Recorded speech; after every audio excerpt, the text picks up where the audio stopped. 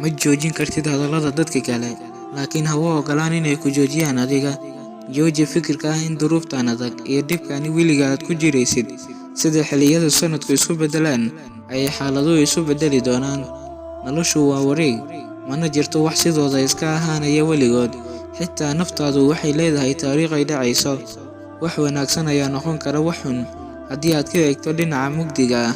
Sidoo kale waxa xun ayaa noqon kara wax wanaagsan haddii laga eego dhanka iftiinka ah.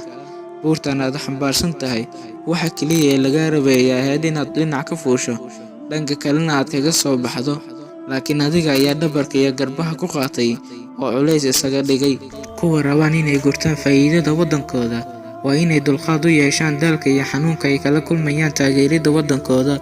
Awood qaran laguma cabbiro baaxadda ciidankeeda, balse waxaa lagu gartaa sida ay ula dhaqanto dadkeeda kuwa ugu liita. Dadka wanaagsan waa sida shumici oo kale, oo waxay u gubaan, yacni u dhibaan naftooda si ay iftiin u helaan dadka kale. Jiilka maanta way neceb yihiin inay hurdada ka kacaan subaxnimada hore.